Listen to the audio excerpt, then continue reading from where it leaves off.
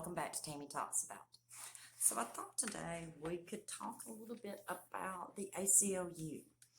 I had the suggestion from someone in the comments, and I think it is very important to remind people this organization is funded publicly, which means people like you and I fund them and support them. But yet they're earning millions upon millions of dollars in funding from acts like the Violence Against Women's Act, which is very much included in why they wrote the op-ed for AH to begin with, the op-ed that Johnny is suing her over. They needed that act extended, and at the time there was over $400 million in funding that came along with that act. Well, guess who benefits from that funding? Organizations like the ACLU. So I thought we could talk about a little more about them today. But before we get into today's video, of course, if you like this video, leave a thumbs up, leave me a comment, let me know what you're thinking, what you want to talk about, or anything at all. And of course, share this video. Now, I'm a small channel. This video is not like that YouTube is going to be pushing my videos for people to watch. But the thing is even if I was a huge channel, the topic we're going to be discussing today, I have a feeling it wouldn't be it wouldn't be pushed very hard, to say the least. I would be willing to bet that, since their biggest donor happens to be a certain musky one, and he tends to have a lot of influence over places like YouTube and Twitter and things like that, the videos that speak out against organizations like the ACLU probably are suppressed. So it's very important that you share videos like this one and anyone who is telling you the truth about what is going on in this entire situation. Because see, the thing is the ACLU basically wrote the op-ed for AH. This is what has brought about the lawsuit. And at the end of the day, this all goes back to money. They didn't care whether Johnny was innocent or guilty. They didn't care whether she was the one who actually perpetrated the violence or not. They needed a face. They needed a recognizable face to extend this act, to extend the funding. That funnily enough, well, we all know where funding goes, to organizations that are looking to work with those acts. Organizations like the ACLU. So let's get into today's video. Now, when you Google ACLU, it's hard to find articles or information that is against the ACLU or that just doesn't paint them in the best light. Just about every article you find is written by the ACLU. So I had a little trouble. I had to do a little digging, but I did finally find an article, and this is from the Heritage Foundation. It was written May the 19th of 2020, so it's just over a year old at the time of recording. We are in July of 2021. And the author is Giancarlo Canaparo. I hope I didn't totally butcher your name. I tried. I apologize if I did. But he lists that the key takeaways from this article are the ACLU's commitment to the Constitution defied politics, and it defended even the most unpopular people if its unshakable principles demanded it. Number two, the ACLU has, to its credit, vexed both sides of the political aisle because it refused to compromise the principles of its civil libertarianism. And number three, sadly, that is no longer the case. In recent years, the group has retreated from its principles when they clash with trendy left-wing policy priorities. And that's, you could argue that is why they decided to write this op-ed for AH. You see, as I said earlier in the video, they needed a face. This act was about to expire at the time of the op-ed being released. And they know, as well as anyone knows, that Johnny Depp is one of the most recognized names in the world. What better face could they have to represent something as vile as violence against women? The problem is they didn't bother to do any research whatsoever because they didn't care. See, at the end of the day, they were looking at millions of funding, and I'm sure those millions would settle anything that might be on their mind about ruining a innocent man. And I guess they figure, so what? It's Johnny Depp. He's got millions of fans. He'll get through it. It still doesn't make it right. And the thing is this is a good, decent man whose reputation has been destroyed. If you think about it, he's not done another movie in Hollywood since all this started. In fact, the last one he was going to do, Fantastic Beasts 3, he got fired from.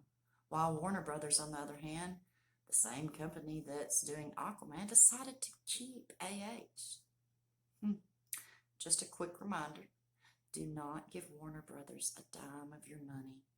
Do not pay to see Aquaman 2. Do not pay to see Fantastic Beasts 3.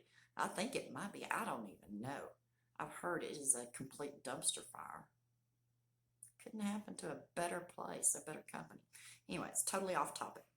So let's talk about the article, or let's do some of the article, and I will leave a link to the article in the description down below so you can read the entire article. We're going to just hit some of the highlights. So it starts out, the American Civil Liberties Union used to be a great institution.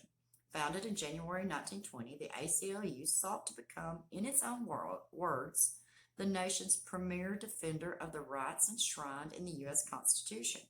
Over the decades, the organization fought for civil liberties even when no one else would. The ACLU fought against the internment of Japanese Americans during World War II. It fought against racial segregation, and it fought for the free speech rights of students protesting the Vietnam War. The ACLU's commitment to the Constitution defied politics, and it defended even the most unpopular people if its unshakable principles demanded it. For example, the ACLU defended the First Amendment rights of the Ku Klux Klan leader, a group of Nazis, and members of the notorious Westboro Baptist Church because of its unwavering commitment to principle. And I do remember some of these, and yes, they most certainly did. Because here's the thing, we have freedom of speech in America. And even if I don't agree with your speech, you still have the right to say it. As long as it doesn't incite violence, you have the right to say it. Over its 100-year history, the ACLU has, to its credit, vexed both sides of the political aisle, and because it refused to compromise the principles of its civil libertarianism. By now, the ACLU's retreat from the First Amendment is well documented. It will not defend the First Amendment rights of pro-life pregnancy centers or small religious businesses. It no longer defends religious freedom, although it once did. And in a leaked internal memo, the ACLU takes the position that free speech denigrating marginalized groups should not be defended. And your politics are your politics. It's none of my business, and I'm not defending anyone. But the thing is when they say marginalized groups, that they're talking about here, like religious freedoms and groups as they've mentioned here, and whether you agree with it or not, you still have rights in this country. And whether I agree with it or not, or whether you agree with it or not, these groups also should experience the same freedoms as anyone should. So, and which now you've got to think about, this is the Heritage Foundation. This is a religious organization. So they are probably going to focus on the religious aspects in this article. I haven't read the entire article. Like I said, it's hard to find stuff against the ACLU. In fact, really the article from Pop Topic, where when this story first broke, that Johnny's team was having to go to the New York Supreme Court to compel the ACLU to answer their subpoenas. And their subpoenas was about whether or not AH actually gave the $3 million to them that she claimed in televised interviews and in many articles where she said she did. What they were looking for was an answer to, did she or didn't she? And they refused to answer even that. They've even filed motions in this case in defense of AH. Why would they back her so much? Well, come to find out, because they had wrote the op-ed for her, because they needed a face to get their act extended. And see, the thing is with this act, the Violence Against Women Act, it violates the person's due process that is being accused. And that is a violation of our rights as American citizens. And the thing is, I've tried to explain it to my daughter.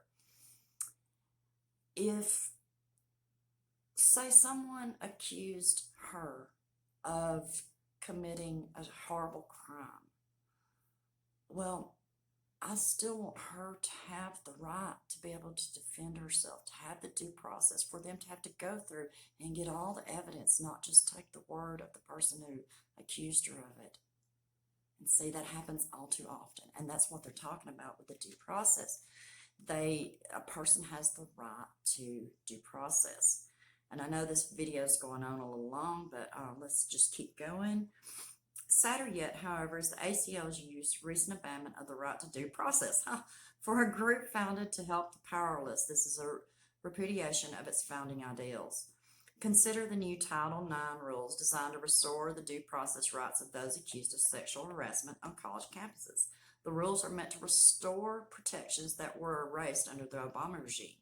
Under the old rules, which remain in effect until August, so this was August 2020, colleges may expel students based on nothing more than the word of their accuser, or even the word of a third party who witnessed nothing.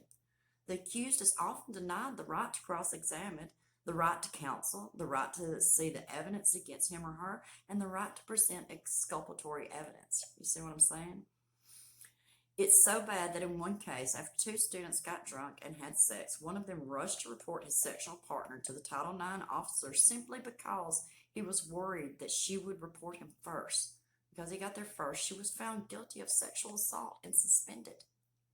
The new rules restore some due process protections. The ACLU should be happy. In fact, the ACLU ought to have been fighting for them. After all, it was only 2 years ago that the ACLU opposed a victims' rights bill because it would undermine a bedrock principle of our legal system, the presumption of innocence. Instead, the ACLU is suing to block the new rules. It claims that they dramatically undermine students' civil rights. The ACLU's logic is backwards, as are its priorities. The organization says it's concerned that the new rules, in particular a requirement that victims report assaults to the Title IX official before an investigation may begin, would inflict significant harm on students who experience sexual harassment or assault. The lawsuit does not clearly explain why that is so, but asserts that the new rules would interfere with the students' rights to equal educational opportunities, especially for students of color, LGBTQ students, and other minority groups. Never mind that under the old rules, men of color are accused and suspended or expelled with alarming frequency. There's no way for the ACLU to explain its decision to fight against due process, except that it has abandoned its principles to advance the trendy partisan agenda of the day. If the ACLU means to become a litigation boutique for such cases, so be it. But it should be prepared to surrender the goodwill that its long and storied history of integrity has earned it. And that is so true. That's why I did this video. I want to remind people, this organization is funded by donations from people like us, like me and you. And we shouldn't be giving them their money. We should keep our money, because apparently they could care less whether you or I have rights to due process. They're more worried about what's in right now. This is the whole reason behind why they did what they did for AH. This is the whole reason they wanted Johnny to be the face of it.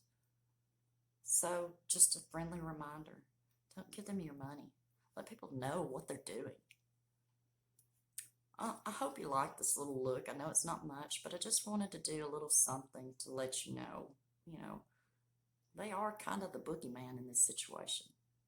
They're the reason for it, which, no, she's the reason for it. Her greed was the reason for it. Their greed just made it even bigger.